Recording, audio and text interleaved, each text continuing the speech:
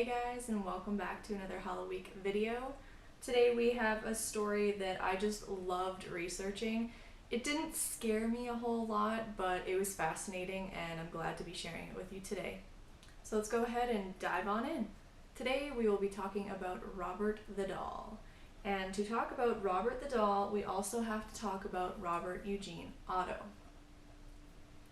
Robert Eugene Otto was given Robert the Doll as a gift when he was about 8 years old. But let's go a little further back and talk quickly about Robert's family and their family home. The Otto family, with parents Thomas and Minnie, were a prominent family in Florida's Key West in the early 1900s. The family lived in a large Victorian house that is now known as the Artist's House and is still standing today on Simonton and Eaton Street. The home was built circa 1890 and now serves as a hotel or a bed and breakfast type establishment in a popular area of Key West. Robert Gene Otto was actually called Gene by his family for short, so I will be referring to him as Gene for the remainder of the video, so we don't confuse Robert the Doll and Robert Eugene Otto. So because the family was quite large and the home was quite large, they required a bit of help around the house, and the family had several Bohemian servants. However, the family was known to be quite cruel to their help, even abusive at times. It's rumored that when Minnie was approximately 4 months pregnant with Gene, she sent her husband to the Bahamas to find servants for the home.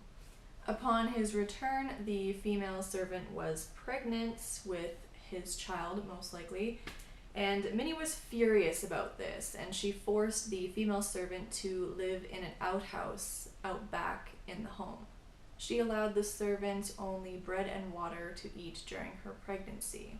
When the servant's child was born, it only lived for 2 months before passing away, likely due to the starvation its mother experienced during pregnancy, and the nanny kind of took Gene on as her own as she cared for him. When Gene was about 8 years old, the nanny made and gave to him a 3-foot doll that wore a sailor's outfit and held a small lion. At some point, the nanny, along with the other servants, were discovered practicing Santeria on the property.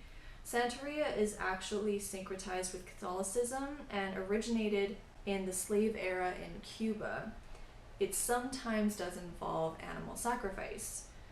I'll leave a link about Santeria in the description so you can check that out if you want to learn more about it.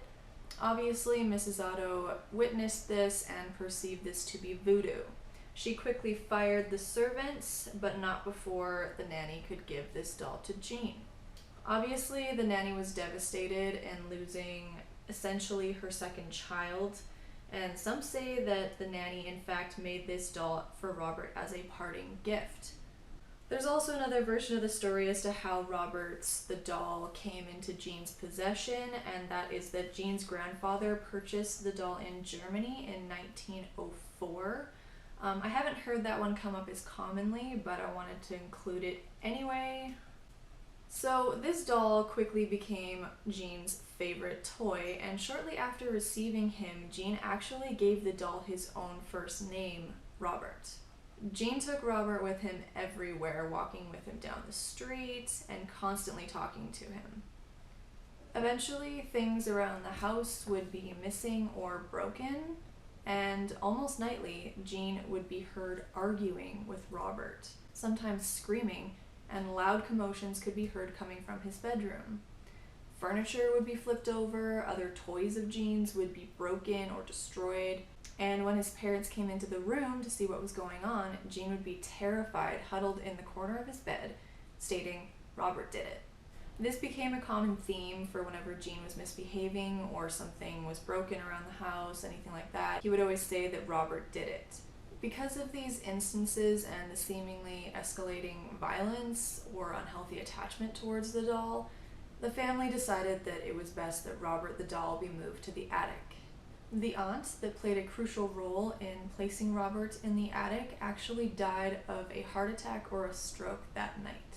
Despite taking Robert away from Gene and placing him in the attic, it was said that the family could still hear footsteps in the attic and even giggling at times. During the entire time that Robert the doll inhabited this home, Neighbors and children who would pass the home could claim to have seen Robert walking around the house or looking out of the windows.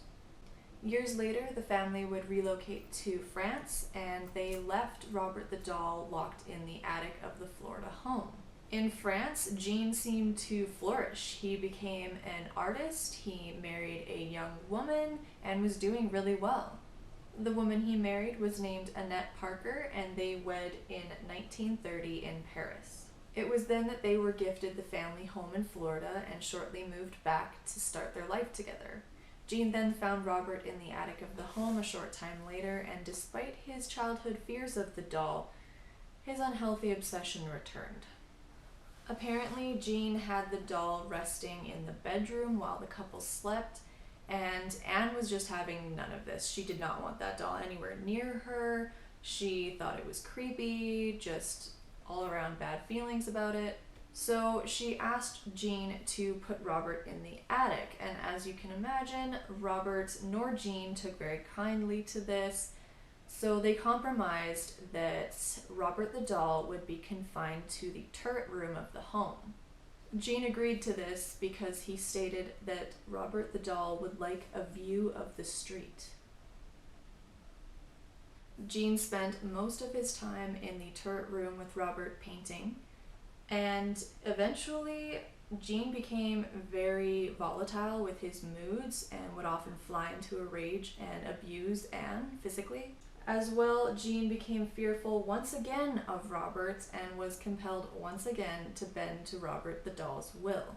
This would go on for his remaining days, and Jean lived out his final days painting in the turret room and talking to Robert before being found dead at 73 years of age in 1974. Jean was found with Robert the doll sitting on his chest. Following her husband's death, Anne moved back to France and left the home in the hands of a caretaker. So the story really doesn't end with Jean's death. The activity in the home and coming from Robert the doll would continue.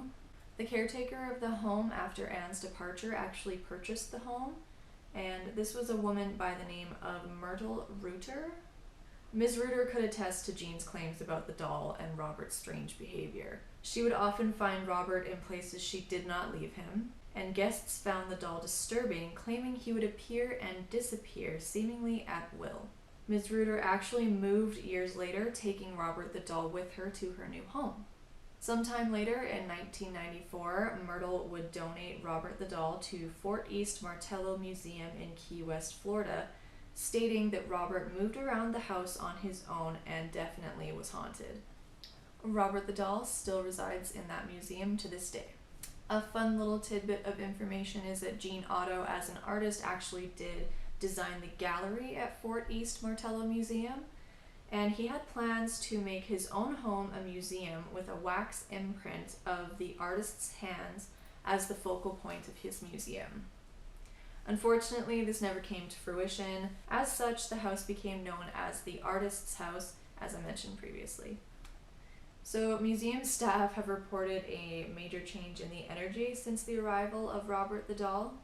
They also report that Robert moves of his own accord within his glass case, and that footsteps can be heard around the museum at night with no apparent cause. Visitors are instructed to be courteous and respectful towards Robert the doll and to always ask his permission before taking a photo with him or of him. Those who don't often experience trauma, loss, breakdowns, and other misfortunes.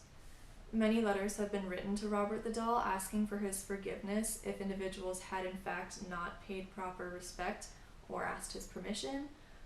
I think I'm actually going to be writing my own letter to Robert to acknowledge my delve into his history and either ask for his permission or forgiveness.